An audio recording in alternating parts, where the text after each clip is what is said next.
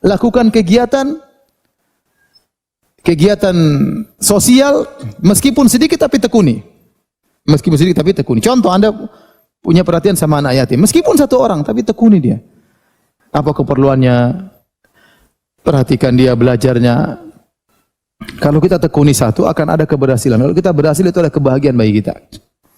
Daripada orang yang punya banyak cita-cita namun tidak ada yang jalan.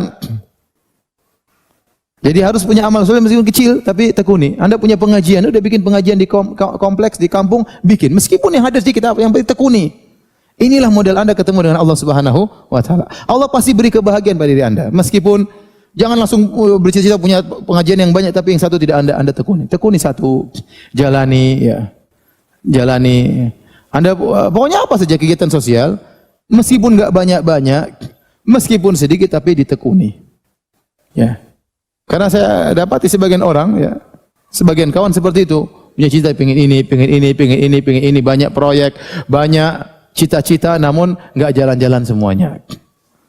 Kenapa? Karena dia tidak konsen pada salah satunya. Akhirnya bukan kebahagiaan yang dia dapat, tapi tasyattut, pikirannya kacau balau.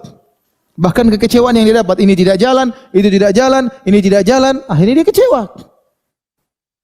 Tapi kalau dia konsen satu tapi berhasil lebih baik. Yang penting ada kegiatan ya. Masing-masing kita bisa mengukur dirinya. Kalau dia punya kemampuan lebih, silakan dia perluas proyek agamanya, proyek akhiratnya.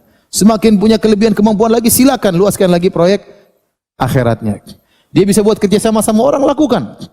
Sehingga proyek akhirat dia semakin banyak. Tapi kalau tidak mampu, ya, maka lakukan yang dia mampu. Dan saya harap antum semua ada punya proyek akhirat. Ya, apa saja, meskipun kecil-kecil.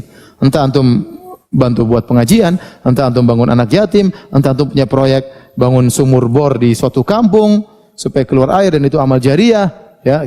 Atau kumpulkan kawan-kawan, saya ingin punya masjid di kampung, antum mungkin punya sumbangan sedikit, selainnya antum minta kepada kawan-kawan proyek bagaimana bisa bangun masjid di kampung. Pokoknya ada suatu proyek akhirat yang antum bisa lakukan.